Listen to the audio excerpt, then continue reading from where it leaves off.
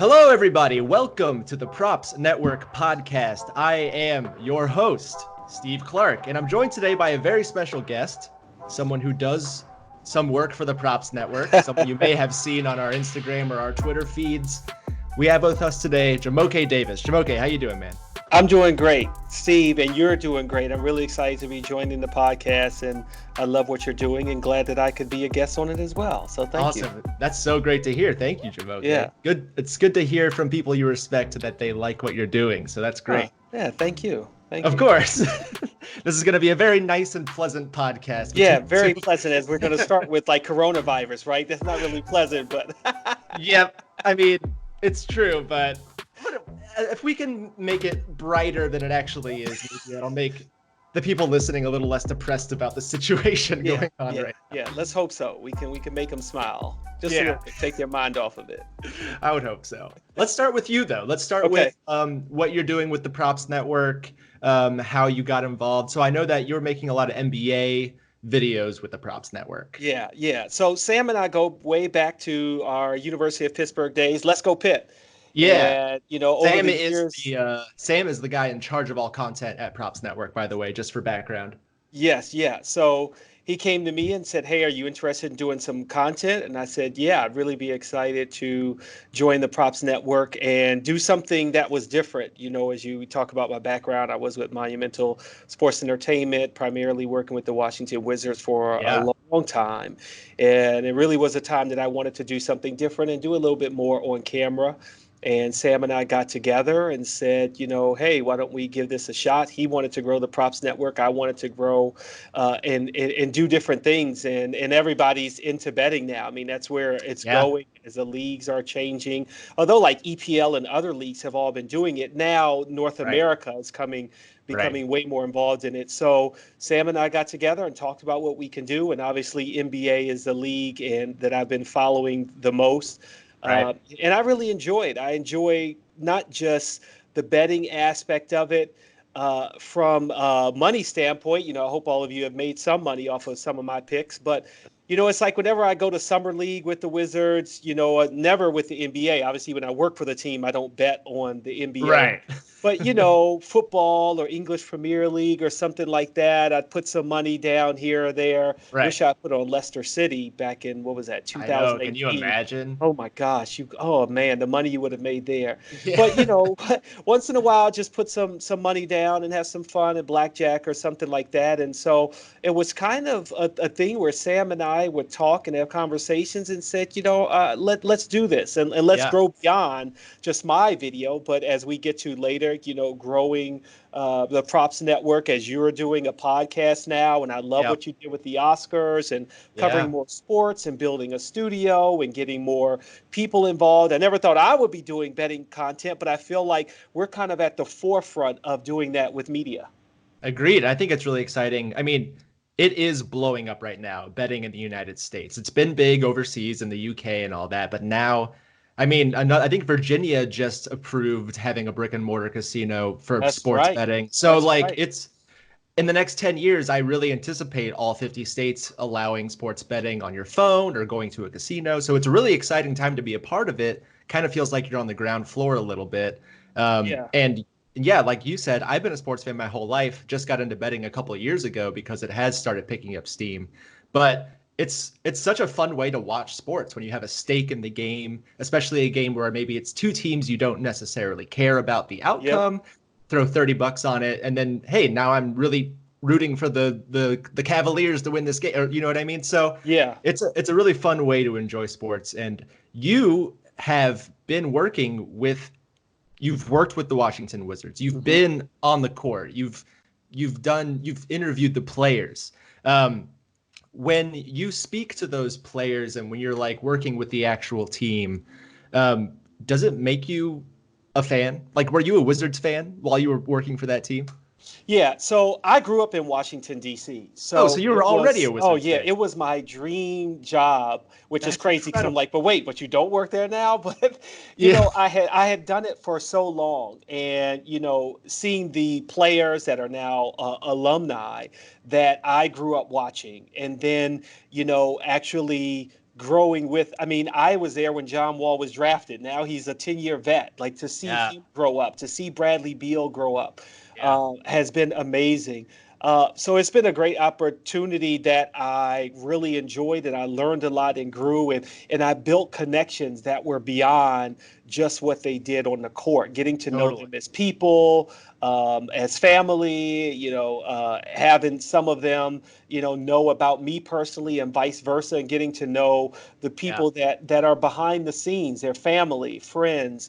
It's a deeper connection that has really given me an opportunity to see sports from multiple angles. Because, and in the Yeah. beginning, yeah, I'm a fan, right? I Yeah. played basketball and tennis in high school, and then I played tennis in college. And I knew, okay, look, I'm probably not going to be a professional athlete. And so my mom was in television, and it was easy for me to see that's where I'm going to make the connection, that I'm going to tell sports through television in front of and behind the camera, because I like both. Yeah, that's amazing. I played sports through high school and college as well, and working in sports feels like such a blessing. I totally agree with you on that. What are your other favorite teams other than the Wizards? Oh boy. Let's first say I like all DC teams. I root for all Okay. DC teams. But the funny thing is, there was no baseball team. So while my brothers were Nats fans, and I did go to not the first game when the Washington Nationals started, but I went that first season. I still had the ticket. But I Yeah. rooted for the Orioles. So that's another team Oh, that I root for. I'm a big Orioles fan. Jeffrey sorry. Mayer, never forget those two names. You know, right, Steve? Come on. Orioles. It's rough. At least now. But there's some years where it was back and forth. Man, Yeah. we had Albert Bell. I thought that was like, yes, and like, oh, it Yeah. didn't go so well. But over the years, it's been up and down. Yeah. Uh, but then, you know, I was covering. I did a radio show here in Pittsburgh when I was finishing up towards the University of Pittsburgh. Okay. And during the summer, we got to cover a friendly between Chelsea and AS Roma. And it was the first game of Didier Drogba's career with Oh, Chelsea. wow. And so my brothers are all into soccer. They played soccer. One of my brothers played in college. And I said, that's going to be my team, because they were like Man U, Man City. I Right. was like, no, I'm not rooting for their teams. And I was like, this is a team I can root for, because it had a personal connection. I'm big on personal connections. So Yeah, I've been yeah. a Chelsea fan ever since. I got to see them for the first time live when in London in January of 2019. It was amazing. They were playing That's Arsenal. incredible. Yeah, That's so yeah, cool. yeah. Okay, so you're a basketball guy and you're a soccer guy, and you And said then tennis. tennis. And then tennis. Yeah. I do love tennis. Okay. Wow, well-rounded. Those are three Yeah, pretty different yeah. sports. And I'd probably say it all starts with football. Like you grow up with Oh, football, so that was right. really like the first sport was Yeah. always football. And my brothers, we all get together every Sunday. We watch football, and so from there, it just kind of grew to basketball, tennis, and then soccer. Okay, great. Yeah. Speaking of all these sports, we have to now get into the big story of the last few weeks, Oh man. which is this coronavirus and how it will affect sports moving forward. Yeah. I mean, Already we're the just on the Skype NBA. interview. I feel like I need to move 6 feet back. Yeah, Just I know. you just keep my distance. Yeah, for anyone watching on YouTube, it is a coincidence that we are on Skype this week and not in person. This isn't Yeah. because of the virus. We just are in different cities. I promise we're not. I mean, not that you could blame us if we wanted to make this a remote show, but the NBA, MLB, NHL, and MLS have all closed their locker rooms to the media moving forward for the foreseeable future. Mhm. You, as a person who used to work with the Wizards, used to be on the court talking to players, do you think that having the media closed off from these locker rooms will change the information that we as the fans will get? Or is it a different time now where you can just text your buddy, Bradley Beal or Joel Embiid, and be like, hey, like what happened in that game? Or will we be losing out on any information with this media lockout? I think that there is a feeling of losing that personal connection, but that personal connection is really from that media member and the player, not so much the fan. If you ever looked at the sound bites that are chosen for an interview, yeah, when a Right. media member is crafting a story, the storytelling may not be the same because you don't have that personal connection.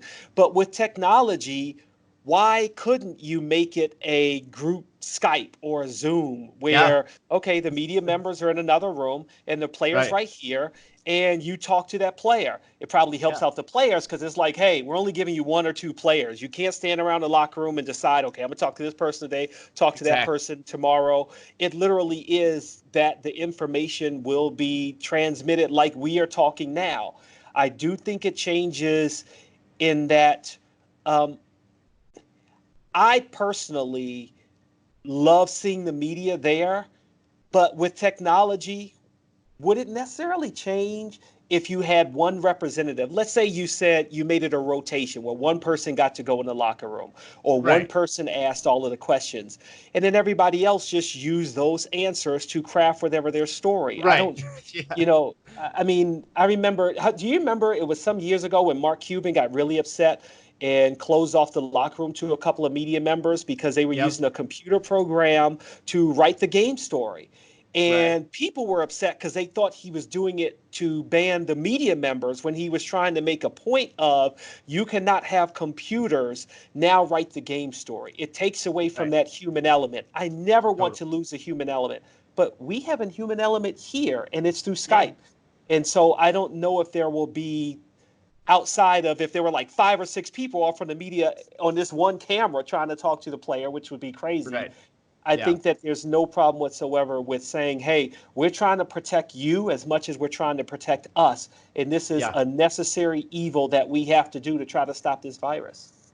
Do you think that now that this will be happening with these different methods of interviewing players before and after games, do you think that the NBA might say, hey, this is working. The players seem happier. There's less people crowding them in the locker room. Do you think they might just keep it this way even once the coronavirus is, in our past? So I know journalists would not like to hear that that would ever happen. Right. But coming from the perspective of the team, why not? I mean, if Yeah. you were able to control the message, if you were able to say to the different players, look, on Monday you're going to talk, Tuesday this person's going to talk, Wednesdays this person's going to talk, Yep. and you never have to come in contact with them, you could almost do the interview anywhere. You could say, now maybe not after a game, but after a practice, you could say, hey, this player is going to be available at 2 o'clock. Right. And he could be wherever he wants to and do the interview that way. Realistically, most people don't know this. And so I find this very interesting that it's not really a part of the conversations. The majority of the interviews happen that way already. You know, Oh, yeah. when there's a coach making himself available before a game, it's from a conference call, and all of the media members just log in to that conference call, and Right. that's where they talk to the coach. So it's been going on for a long time. Okay. We just think that it's something new now. And I think Yeah. that that's where we've got to kind of educate the fans and also have the media not necessarily say, oh man, we need access to the locker room. No, you don't, because you've been doing these kind of interviews for a long time. And I'm a media Right. member, so I want to be in that locker room too. Don't get me wrong. I'm not Right. trying to say that they shouldn't be, but there are methods that have already been in place that allow for media to talk to players without being in that one-on-one contact space. Totally. And I think from a player's perspective, wouldn't you prefer to be able to like prepare yourself a little bit for what the questions you're going to be asked and kind of prepare maybe some statements instead of having a reporter stick their microphone in your face right after you lose a close game and you're not happy, you don't really want to talk to people. So I could see the players really liking what you were saying. You said it's already kind of happening, Hmm. liking that way more than having people in the locker room right after games or any of that. So I could see it staying. And as you said, the status quo continues, but for us as fans, not seeing as many locker room interviews after Yeah. this is all done. And the funny thing is that each sport is different, right? And even within the sport, like for the Wizards, you had to wait till the coach talks, then to the players, and then the coach will go into a press conference and talk, and then the locker room's open. Okay. Well, for the WNBA, the coach would talk, but then the locker room is immediately open and the players are still in uniform. Oh, before wow. they do. Because obviously, the men's locker room, sometimes they'll come out in a towel and they're getting Right. dressed while the media member are waiting for them to get dressed. Some of Yeah. them just do it without a shirt on, and they just sit Yeah. there and talk. In hockey, you almost go in the locker room immediately again with a uniform on, whereas in the NBA, you're sitting there and waiting, waiting, waiting until the locker room is open. So there are Right. different levels of what a league or a team does in terms of making those players available. And I think that if the player could be available sooner rather than later, the stories get written quicker. The Right. players are in and out. Instead Yep. of us waiting half hour and 45 minutes to talk to a player, hey, you talk right now. Let's get those 5 minutes over with. You move on, we move on. Everybody's happy, and we all get our job done. Interesting. Yeah, it'll be interesting to see how the media handles this and what things are done in the face of this. Because another big thing to think about is at the actual games, a lot of states are taking precautions where they are banning gatherings or events of 250, 500 people. I know the governor of Washington state said that in the next couple days, gatherings of 250 or more people will not be allowed for the Hmm. foreseeable future. So it'll be interesting to see who is invited to these games. Yeah. If they're putting a cap on the number of people, if they're making it so you have to be a certain distance apart from the next closest person in the arena, is it just going to be like coaches, players, maybe some family and the media, or like who is actually going to be involved in the process of being at a game? Yeah, I mean, that's going to be really interesting because, one, if you have no fans there, I actually think the game will be better for the fans, although there may be a lot more censoring. Think about what you'll be able to hear from the players and coaches, because Very true. all you're going to hear is the audio of the players, whether they're trash talking, whether they're going over plays. I'm sure the Houston Astros might be happy about that. That you that you would actually hear what's going on a little Yeah. more. Even the going back and forth between the referee, which in most cases is probably pretty positive. Hey, Yeah. hey, I thought you fouled on that. No, I didn't. I thought I got my feet set. Well, maybe next time get there a second earlier, but I saw your right foot kind of get up. You never hear that when Right. it's a full stadium. So there is Yeah. a benefit, a very good benefit to it. But like I said, there's going to have to be a dump button when there's, cursing, Exactly. whatever's being said. Yeah. But I was like, okay, how could you have fans and players in the same arena? And it first made me think of hockey. Hockey's got like the white glass, right? Yeah. So you'd almost have to go all the way up and have a sealed off glass that Interesting. the players could play in almost inside of a glass cube or rectangle. And that's what they were playing. And then the fans could still be there.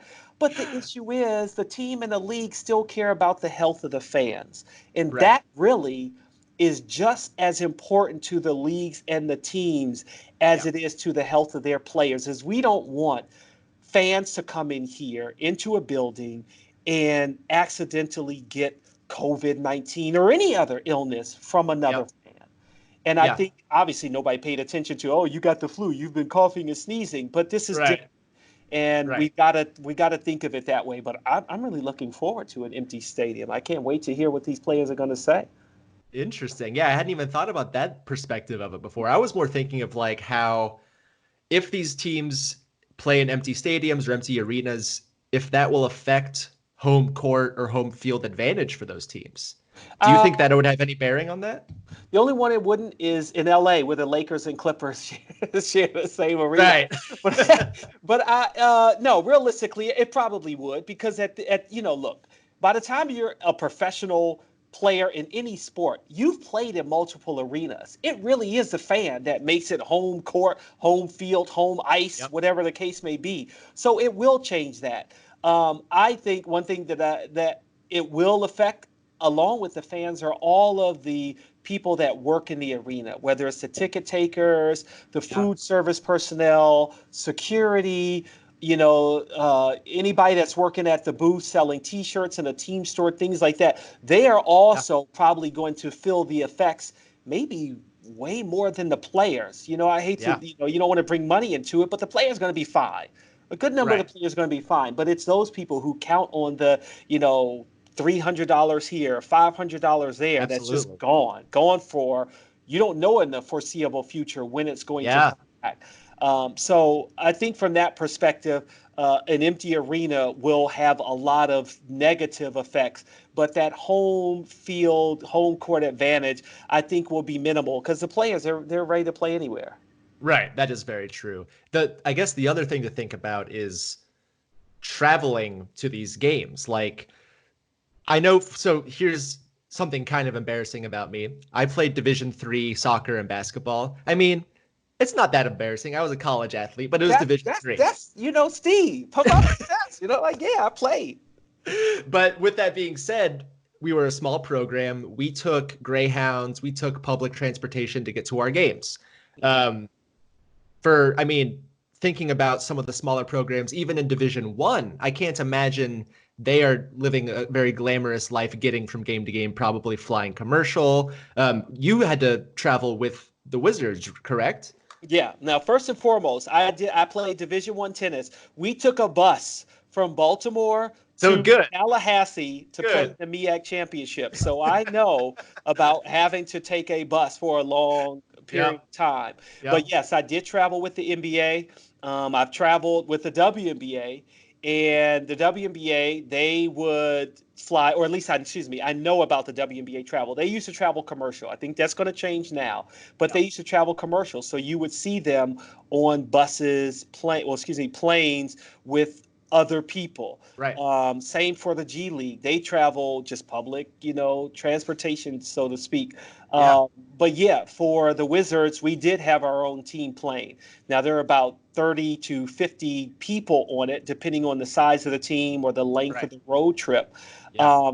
But it's going to be tough to decide who's in essential personnel. Because in my mind, Exactly. like, well, I have a camera. If the media is not in the locker room, a camera needs to be in the locker room.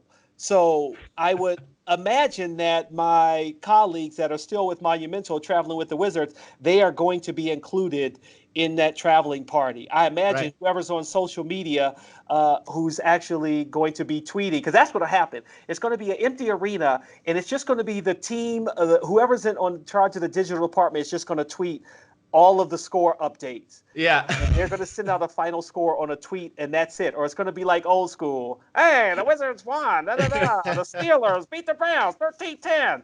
Like that, that's what it's going to go back to. But, so yeah, it may not be 3 or 4 people that can do a job, but it may be one Right. person that travels per department to cover some of these things. And also talking about the media and coverage for these nationally broadcast games, they fly so many of those people out to the game. They fly the director out, they fly the hosts out. Are local like news or media outlets going to take over coverage of some of these national games, do you think? No, what'll happen is another, not a dirty secret, but you probably wouldn't realize a number of sporting events that you watched that the talent was in a studio, not even in the same city, Oh, doing wow. play by play in color. Yeah. That's what will happen. And again, talking about saving money at a time when maybe a lot of companies aren't going to be bringing in as much income because you won't have the fans in the building. Right. If you can say to talent, hey, we're just going to keep you back here. You're not going to go to that city. You're going to do the game there because the players don't want you there either. Because it isn't that you have to think about not that, oh, well, I didn't talk to anybody. I didn't come in contact with anybody, but maybe the other person did. And Right. so you don't know where you're transferring this disease from. And obviously it talks about coughing and staying 6 feet apart. You don't know who you talk to, who you Yep. shook hands with, that maybe if you didn't, your brother did, your wife did, your Yeah. cousin did, and you thought, oh, that's my boy, let me dap him up. And then all of a sudden, you're giving something to someone else. So Right. realistically, I think that's what will happen if they do say, hey, look, empty arena, essential personnel, which will be the players, the coach, and maybe even 1 or 2 coaches, not all of the coaches. Wow. And then, a team doctor will be close by in the locker room with someone on the bench in case that, you got to get there immediately. I think that's what Yeah. it'll be reduced to. And so the play by play will be out of the arena, either in a truck or back in the studio. Gotcha. Wow, dirty little secrets from our inside man, Jumoke. Some events have already been straight up canceled. Like Cancel. the Indian Wells tennis tournament was canceled. That was supposed to happen, I think, this last weekend, right? Or maybe this coming weekend. Yeah, and the teams not playing against teams in Washington State. I'm drawing a blank on the colleges that said, hey, we're not traveling to Washington State. I mean, what's going to happen is everyone's going to say we're not doing it, probably until, unfortunately, it's too late. And so if you make a decision earlier, hey, we have to do this, I think it will be beneficial to everyone long term, even if in the short term it seems awful to say, hey, we're not going to play these games. Right. We're not going to hold this event, South by Southwest, to get out of sports a little bit. You know, Premier League, I was just watching games this weekend, a full stadium. Well, I mean, that may not be a reality within the next 2 months, even as EPL is winding down here. And obviously Olympics is another big one where it's a huge one. You know, what are they going to do with the Olympics right now? They're saying status quo, but who knows? And obviously March Madness.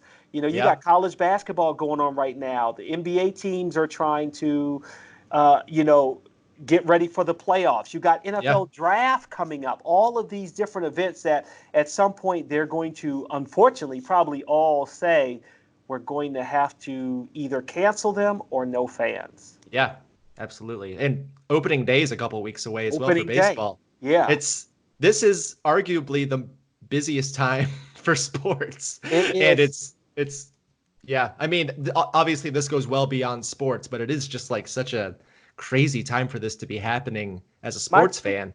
My two favorite months and two busiest months in sports are April and October. Yep. And me too. The craziest thing is I was listening to give them a shout out. I was listening to The Daily, a New York Times podcast. I don't remember the journalist they had on who's covered SARS and a bunch of other infectious diseases. He talked about the Spanish flu back in 1918 and said that in the history books, it started in spring and then died in the summer. But the worst part came in the fall. And that's where I am looking, not just immediately, but in the fall. What does that do for the NFL season? What does that do for the next NBA season and the Olympics, as we talked about? And so listening to him talk about that, you know, it's going to be interesting to monitor what happens now with March Madness and college sports, as you talked about the other leagues. But, you know, if it does die down in the summer and then come back in the fall, you know, it's going to be it's a lot of contingency plans that have to come into play. Yeah, absolutely. Wouldn't want to be an owner of I would still want to be an owner of a major sport. I know, right? Life can't be that bad for them right now. It can't. Basically, there's at the very least, you still play the games. You just say no fans. That's probably the quickest and best solution to fix it, because the players are not going to play. But the thing is, look, if you work in sports, you basically live and breathe with that team. So I think what you have to do is you almost have to say, if you want to keep playing, we're just going to live in this practice facility or this stadium, and that's it. Yeah. No going home. You can Skype with your family. You're just living here. We got beds. We're going to turn the entire arena, especially if it's an indoor arena. We're just going to build every one of you your own apartment. You're going to live and play here. And that's how we're going to still be able to make money off of these games, because people will still watch. They may watch even more. So you may see those advertising dollars go up. Yeah, turn it into a reality show where everybody's living in the same arena. No, Steve, we got something here. Right, Fox Network. That's our next thing. Sam, I know you're listening. That's the next thing we're doing.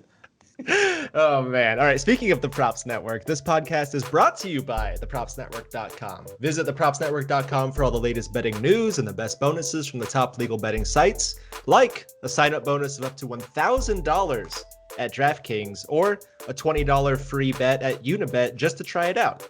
Must be 21 years or older to bet. If you have a gambling problem, call 1-800-GAMBLER right now.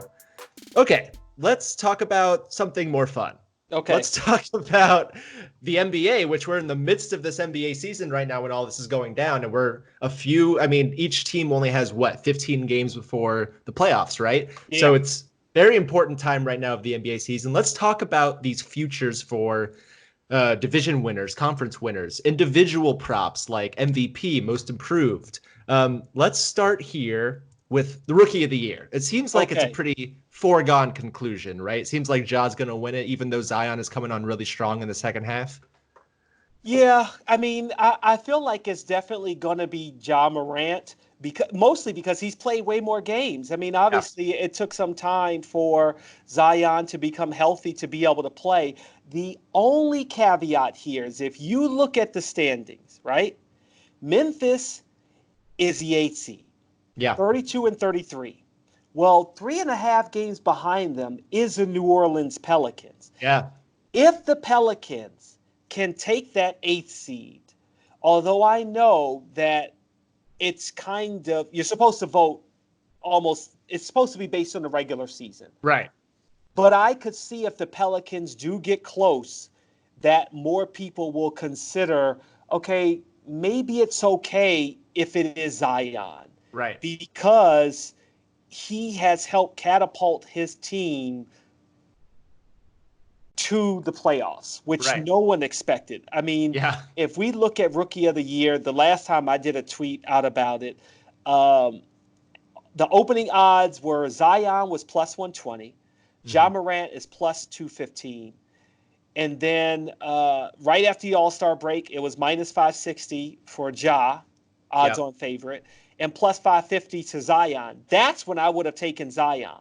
Yep. Now it's in the, Ja is still the favorite, but I like taking flyers. I Yeah. like, trying to the long game, make as much money as you can because the house always Absolutely. wins, as they say. Yeah, So I exactly. will always try to take the long game. And I think that if it is a much closer race, which 3.5 games is pretty close, but I think Yeah. if it becomes even closer and New Orleans looks like they're going to take the eighth seed, I could see that there will be more votes for Zion at that point. Interesting. So right now Zion sits at plus 450 Hmm. and Ja is at minus 1250. So for me, I'm laying off Ja because the value is not great there. But as you're Yeah. saying, if you think the Pelicans have a shot at catapulting into that eight spot, maybe plus 450 is not a terrible place to get them, just No, as a flyer. no. I mean, I mean, realistically, after the All Star break, he was at plus 450. So Zion hasn't moved Exactly. much, which Yeah. means that most people are saying, "Well, it's Jaws. He's going to win it." But most of that is only because they think he's going to win. The Memphis Grizzlies are going to get that eighth spot. But Yeah. if they don't, I think you will see a shift. So take Zion now if you can, Okay. and then Good hedge to your bets and go with Ja too, just because. um, all right, let's jump over to sixth man of the year. Dennis Schroeder is the favorite at minus 200. Um, Lou Williams is at plus 400. He's won the last 2 years, I think, right? Yeah. So he's one of the top favorites right now as well. Who do you like at sixth man right now?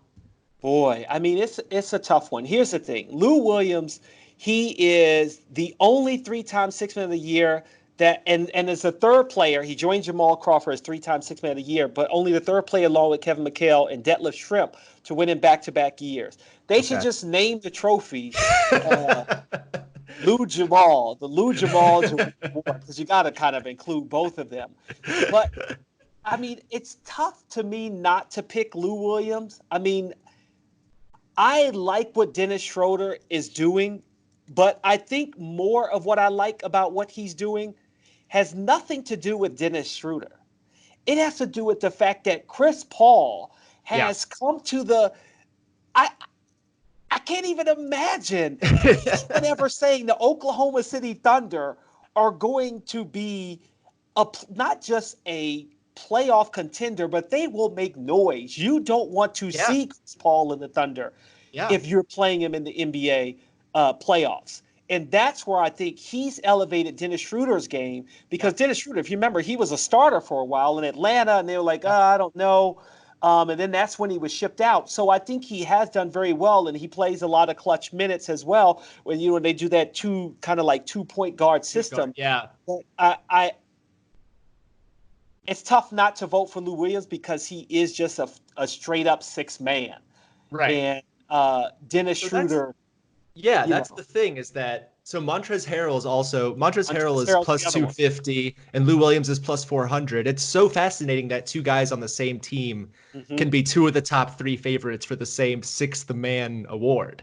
Yeah. Does them being on the same team hurt either of their chances, do you think?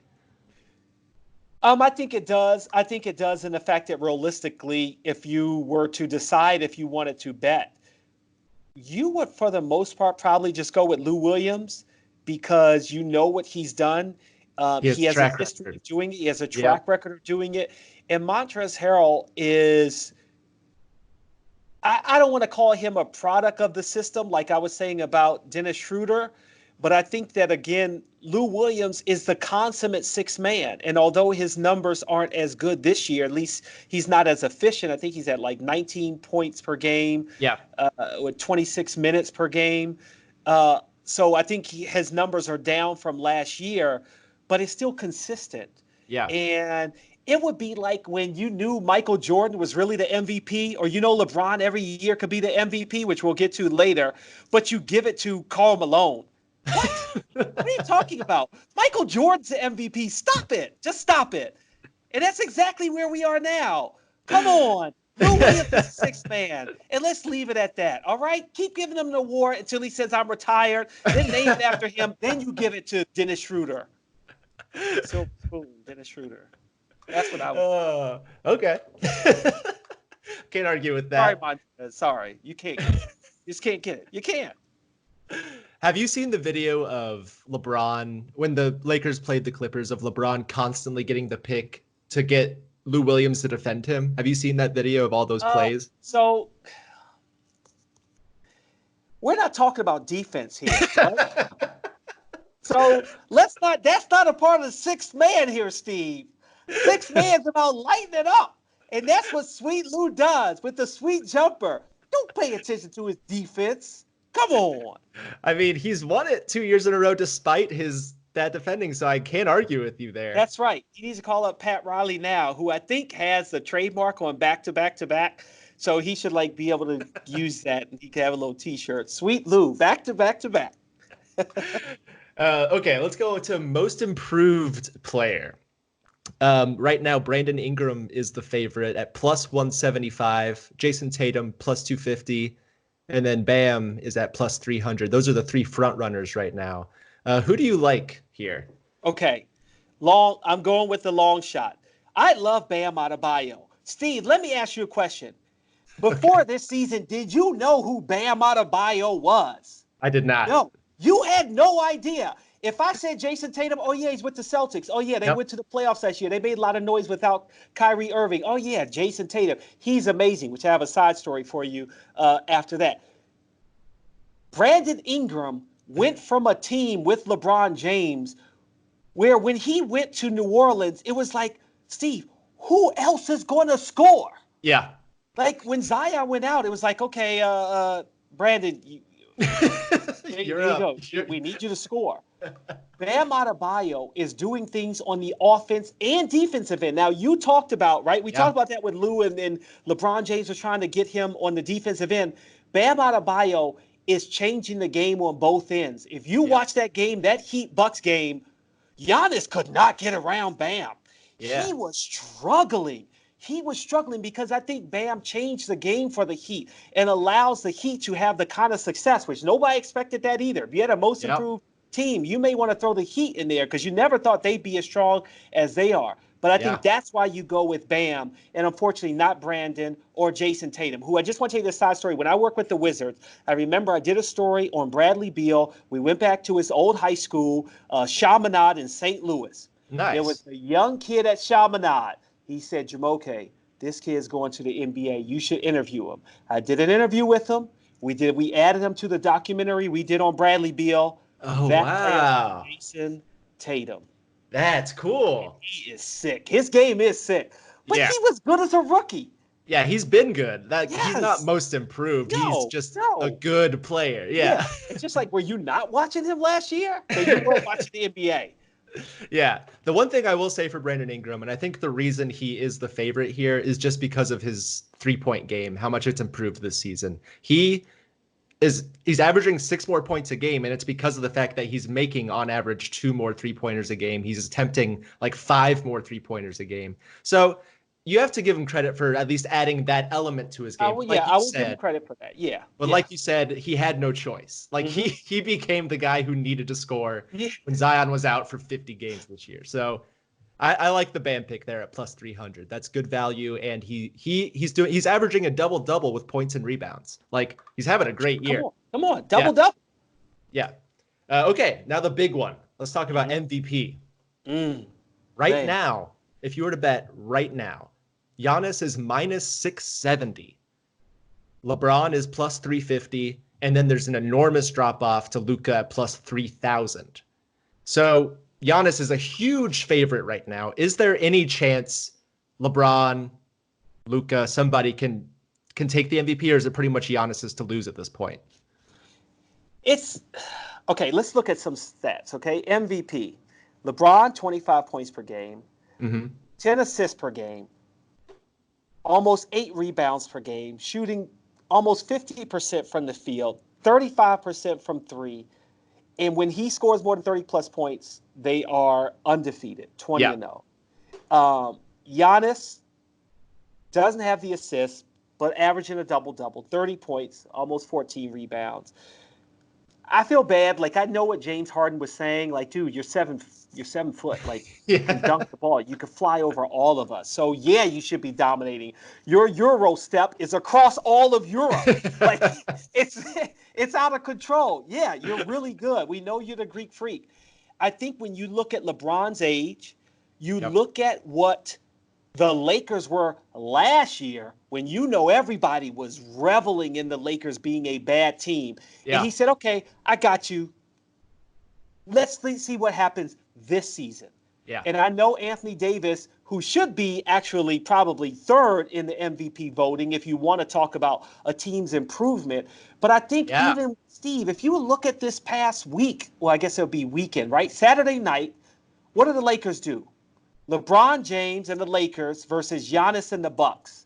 Bye bye Bucks. See you later. Won And that game, LeBron shut him down on right? defense too. You had and then after that was Clippers Lakers. Was that Saturday? I feel like Clippers Lakers Saturday. I'm mixing up the dates because Clippers Lakers was Saturday. But again, that was another game when LeBron James made that was a statement game for him. That was Yep. a statement game for I am the MVP, Yeah. and that's it.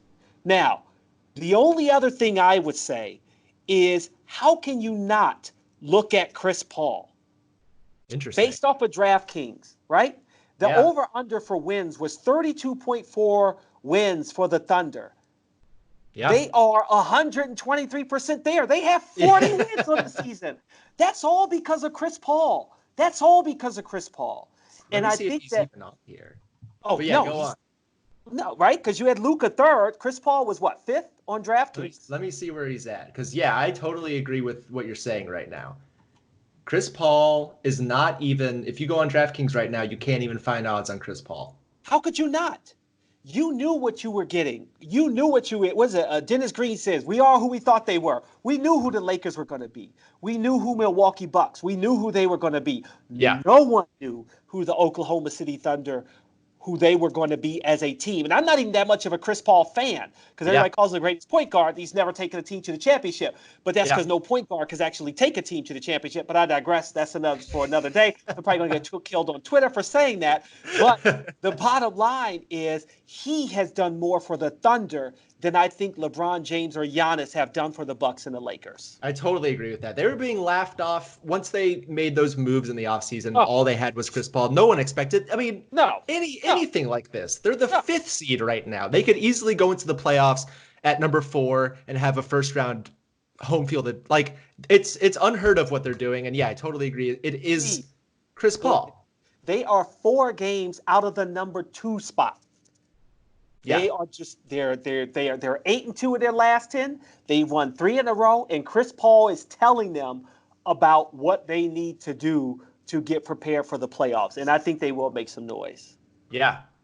So here's some interesting things about this MVP race. Mm-hmm. If you would have bet on the first day of the season, you would have gotten Giannis at plus 270, LeBron at plus 900, Harden at plus 700. Now, obviously, it's shifted so much. Mm-hmm. If you would have made a bet on MVP 2 days ago, Giannis was minus 560. So in just 2 days, his odds have gone from minus 560 to minus 670. Mm-hmm. And he's hurt. Yeah. Yeah. I mean, why? What is going on? Why? Like, it seems like people are just presuming that he will win the MVP, so the numbers are going to keep growing as the season goes on. But LeBron at this point seems like the best value to me. he definitely is the best value, and I also think that no one expected the Milwaukee Bucks to be where they are, having only lost 12 games. I actually thought they would dip when they let Malcolm Brogdon walk. And the Pacers haven't been as good, but I mean, they're still in the playoffs. But, it's not like Malcolm Brogdon helped change that team as much as, I mean, at one point when Milwaukee had only lost like 8 games, you were like, man, Giannis. They might win 70. Yeah. Yeah. So from that perspective, I could see everyone saying, oh, it's Giannis's to lose. But I think when you think about what the Lakers have been through, now I'm not switching from Chris Paul and what he did, but I think when you think of what the Lakers went through, Kobe Bryant suddenly passing away with that tragic accident, what the team has had to overcome, and also living in the shadows of Magic Johnson and Shaq and Kobe and Kareem and I'm not going all the way back. George Mikan, Chamberlain, like all of these Lakers, like it's such a storied franchise. And LeBron went out on a limb and said, I am not only going to go to the Lakers, but I'm going to find a way to get this team to another championship and not get lost in the conversation of who is the greatest Laker. In the end, he will be the greatest Laker of all time. Wow. That's bold. That's a bold statement. I'm sure if there's any... He's going to get the scoring title. Yeah, I mean, that is true. If there's any Lakers fans listening to this, tweet at Jumoke. Let him know. Yeah, my Twitter's handle's going to be out of control. People say, you don't know what you're talking about. Don't podcast again with Steve. All right, let's go on to some team futures here. Let's look at division winners. There's a few divisions that are still up for grabs here. Let's start with the Atlantic division. The Raptors are favorites at minus 250. The Celtics come in at plus 162. And the 76ers, who are mathematically still in it, at plus 8,000. Nah, Toronto's winning that. I think so, too. I am impressed with them this year, but I think they're going to win that. I just feel like at some point, these teams are going to start jockeying for playoff position. Yep. And the division won't matter the same way if you go to the conference and you're like, we're Boston. Do we really want to be the number 2 seed and play Brooklyn? Or do we want to be the number 3 seed? Well, actually, check that. Forget what I was saying. Well, not totally forget it, because I feel like with Victor Oladipo coming back and the 76ers not playing well, maybe you do want to try to catch Toronto, because then you get Brooklyn or the Magic.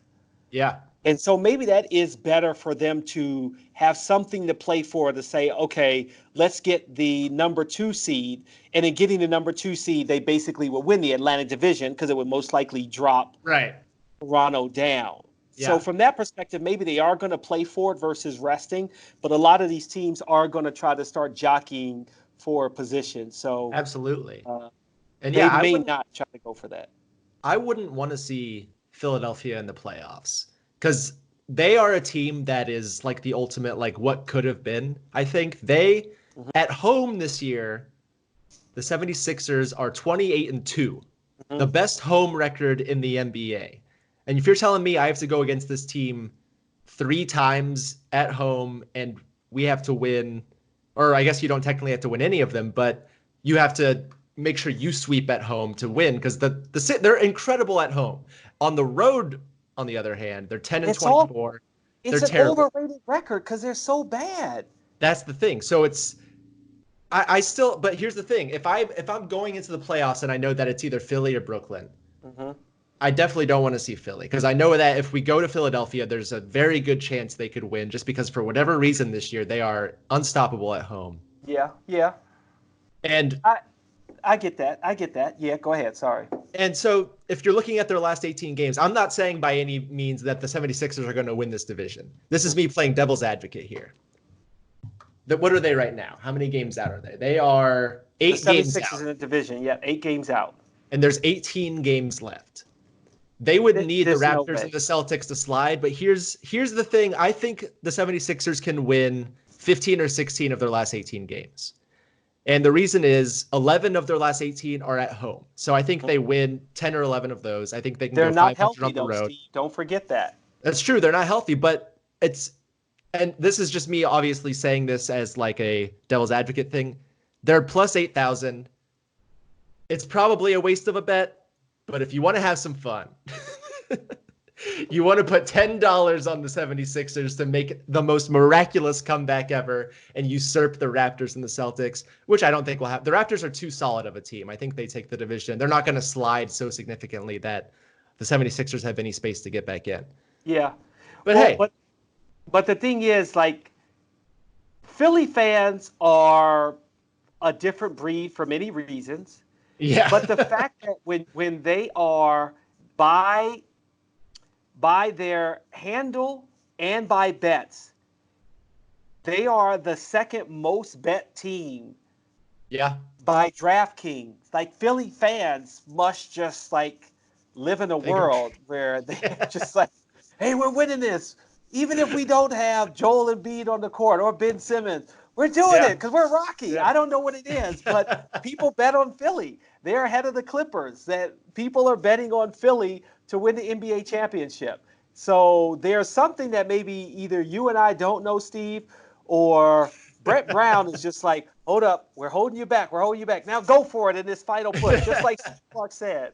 Maybe that's what's happening. No. I don't think so. But if you're a Philly fan, hey, plus 8,000. Yeah. Pretty good odds if you want to have some fun. It is. And I do okay, like let's that. check out the Okay, go ahead. Yeah. Let's check out the Northwest Division now. We got the Nuggets at minus 200, the Jazz at plus 200, and the Thunder at plus 700. Oh boy, this is tough. I would honestly, I mean, this is me being an idiot again, but I would take a flyer on the Thunder at plus 700. Yeah. Why not? They're red hot, like you said before. They're 8-2 in their last 10. They're only 3 games back. This is a close division. And the Nuggets and Jazz are 5-5 in their last 10, so they're not playing very well of late. So, yeah. I mean, at plus 700, it is just a flyer. You're hoping for the best. With a team that's only 3 games back, this is a great value, in my opinion. The Nuggets could slide. The Jazz could slide. I think that the Thunder play the Jazz twice at home like with the rest of their games. So if they take care of business against the Jazz, they could easily bump up to that second spot. This is probably the best value you're going to find with the Thunder for the rest of the year, because I can see them continuing to be hot and continuing to be close to that number 1 spot. So if it was me, which I'm not actually making this bet, but if I had to take one of these teams, if I was going to put money on it, I think I would take the Thunder at plus 700. There you go. You're coming around, Steve. And for all you other fans out there, there's your bet right there. I would pick the Thunder too. The only thing I would say is the Nuggets are 10-1 in the division and 25-8 at home.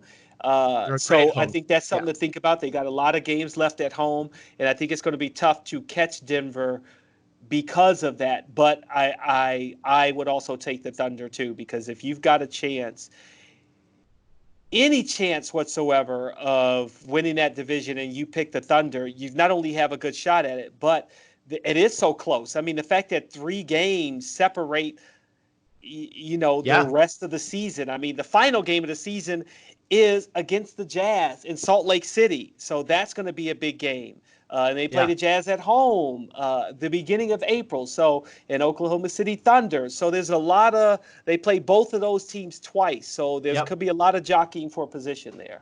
Exactly. And it's great value. I'm all about value when it comes to futures. And yes, what's more fun than betting on a team like the Thunder to win that division? Bingo. All right. So Pacific Division. This is probably the one that everyone's talking about. But this one I feel like is kind of locked in. The Lakers are minus 1250 as the favorite, and the Clippers are plus 700. I just don't see the Clippers catching. I don't either. I don't see them catching the Lakers. And the thing is, it's like, okay, I know the Clippers beat the Lakers 2 times before this last game where LeBron won, but I think that LeBron, they're 8-2 in their last 10. LeBron is looking every one of his teammates in the face and saying, "This is what we play for. You Yeah. will not lose another game the rest of the season. We Yeah. want to go into the playoffs just just rolling into the playoffs in a fashion that they're almost the overall favorite to win it all, Yeah. just because of the way that they have won games down the stretch. Whereas the Clippers, now I would never say count Kawhi out, but I feel like the Clippers may be saying, okay, let's just wait to the playoffs. Forget what's Yeah. happening right now. Let's Totally. just wait to the playoffs, and then we'll make some noise, or we'll deal with the Lakers again wherever we see them.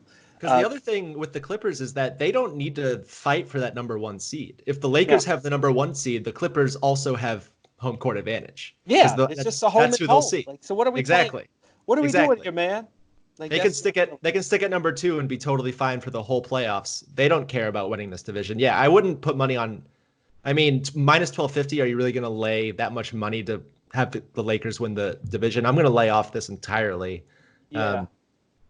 But yeah, I think Clippers, to your point, are probably in the boat of let's just do enough to keep this number two spot and not worry about going all out right now. Yeah.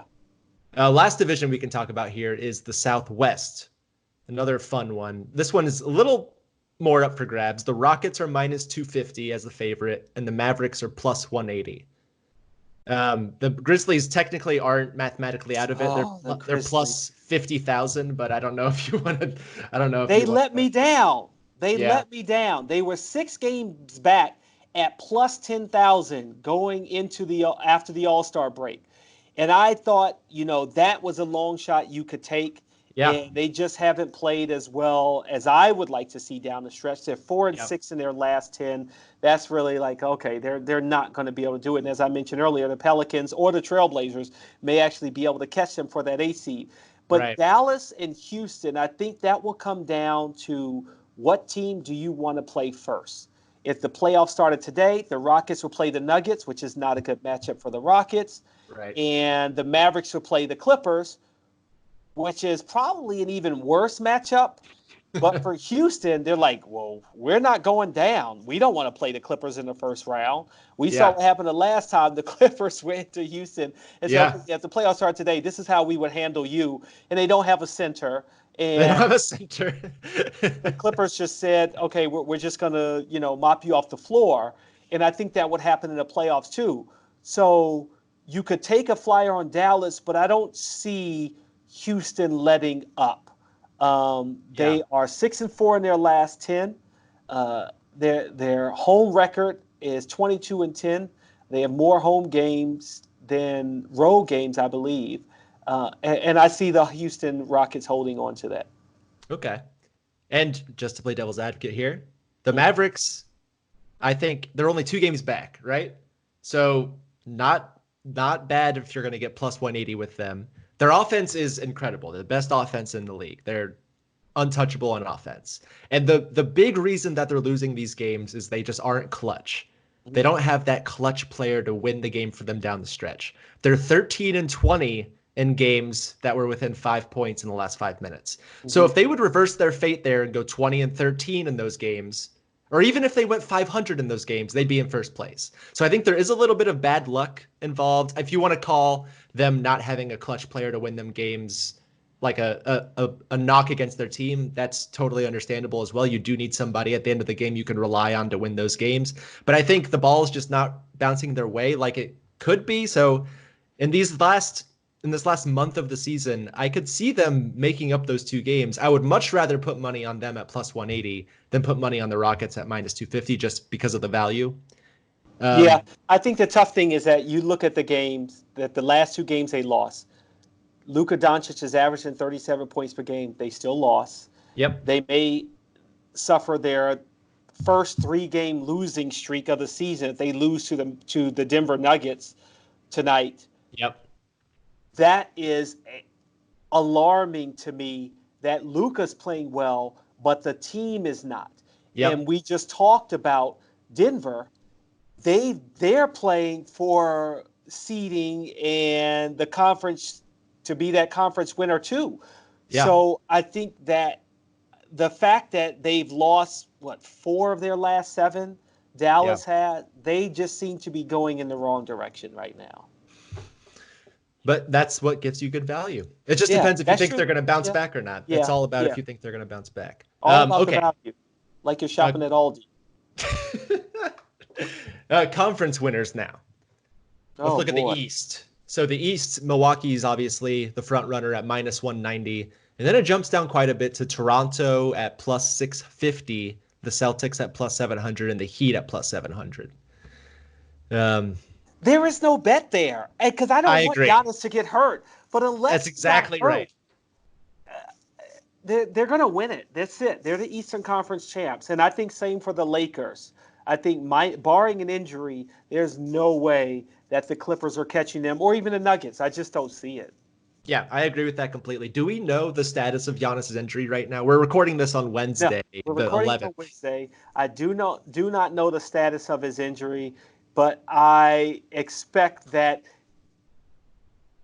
I don't. They didn't say. They didn't think it was very serious. They didn't think it's very serious, but I could see them saying, you know what, let's just sit you, right? Right. I mean, you're blowing out teams anyway, so he's sitting out the fourth quarter, so he's more well rested than probably anybody else in the league. And so from that aspect, I could see them saying, okay, we're just going to call him questionable for a while. Yeah. And then maybe we could, if you'll have me on again, then maybe we could talk about, okay, well, maybe somehow Boston can catch him if they decide to start to rest Giannis, even if it isn't a serious injury. Well, they're 6.5 games up right now. So Milwaukee could reasonably say we're going to sit you until, it becomes a 3-game race. Like if we're only up by 3 games, we're putting you back in before the playoffs. I think they will. It'll depend entirely on how their next couple of games go. They have a game tomorrow night, I'm pretty sure. And if That's they against Boston, which he should be playing, but that's the big indicator. If he doesn't play against Boston, it might be a little more serious than we thought it was. If he does play, then maybe everything's back to normal. We'll see what happens. But I'm not touching this bet at all. I would say he's maybe going to play next week, would be my guess. Oh, okay. Not next week. So something to keep an eye on for sure, because if they lose a few more games, you might see their value go up a little more, and maybe that's when you take them. Yeah. Just depends what happens in the next couple of games for them. Mm-hmm. And then Western, you said you like the Lakers. They're at plus 150, which is not terrible value for a team that seems like the front runner to win the West. Yeah. Hey, look, for anybody who maybe is trying to decide if you want to bet or don't bet, if you could take a bet and you see this plus, then that means you take the bet. So why not? I mean, plus 150, go on ahead and take it. Most likely you're going to win it. And, you make a little change. Yeah, exactly. You make a little bit back. The only thing, like you said, is they're a very top-heavy team talent-wise. If AD or LeBron gets hurt, it's over. But that you could say that same thing about a lot of teams. Like if Kawhi got hurt, I wouldn't feel great about the Clippers winning. I don't know if playoff Paul George can do it. I don't see him leading them to the NBA Finals. So I love the value here at plus 150 for a team that is presumably the favorite to win the West. Not bad value. Yeah. Okay, let's move on to the biggest of them all, the championship winner. We have the Lakers as the favorite, tied for the favorite with the Bucks. Lakers are plus 250, Bucks are plus 250. Clippers come in at plus 333, and then it jumps down to the Rockets at plus 1300. So it's really between these 3 teams, it seems like. Would you bet on any of these 3 teams? I would bet on the Clippers, although, 250 and 330 is, not a huge difference. Marginal. It's marginal.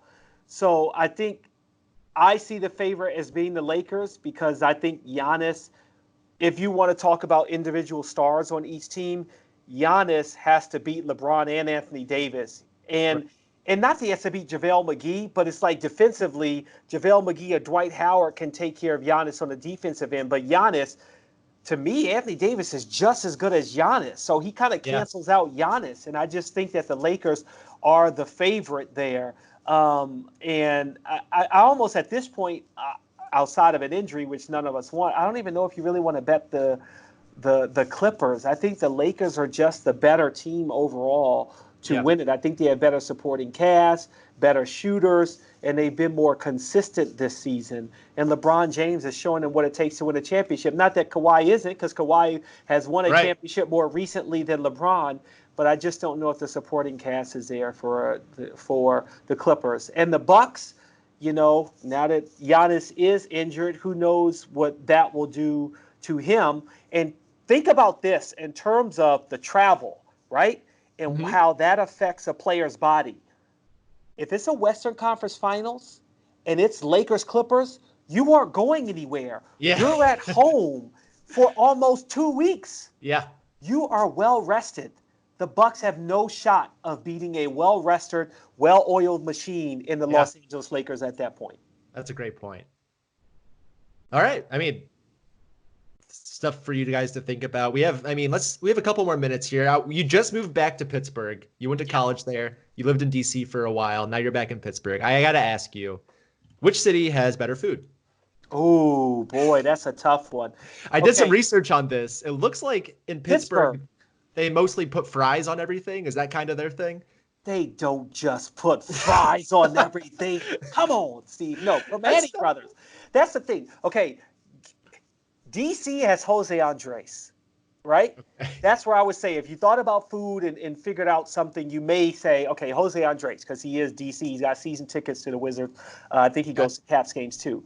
But if you ever watch a game, you tell me which one focuses on food more from a broadcast. Every Pittsburgh game, they show a Permanis Brothers restaurant or somebody eating a sandwich. Yeah. It's Pittsburgh. It's Pittsburgh. As much as I know in D.C., my D.C. family is going to be like, oh, my gosh, how could you possibly not root for D.C.? Shout out to Massacre, my favorite Indian restaurant in D.C. But realistically, I think it's Pittsburgh is the better city there. Okay, and then this one, I might already know what your answer is going to be. Which city has the better sports teams? Ooh, better sports teams. More championships, Pittsburgh. But more championships recently in Washington. Right, but Bill Mazeroski, you know who that is. Yes. Right? I mean, you can go way back and find all of the Steelers with Terry Bradshaw, Sixburg, Mario Lemieux. Yeah. I just in fear of alienating again DC has John Riggins and Wes Unseld.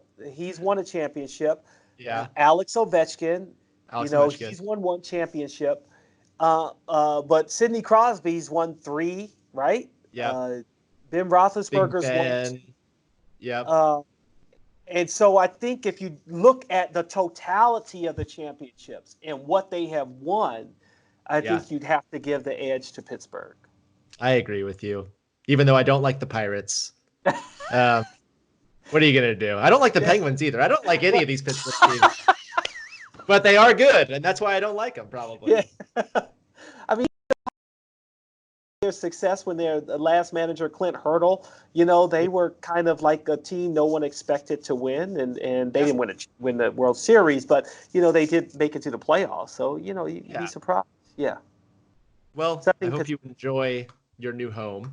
It's good that you answered the questions like you did, because it seems like you're in the right place. Yeah, it's a whole way from home. It's only 4 hours away, so I go back and forth. I've only been here great. Like 3 weeks, and I spent 1 week here, 1 week in D.C., and the next week in Pittsburgh. So I pretty much just travel back and forth.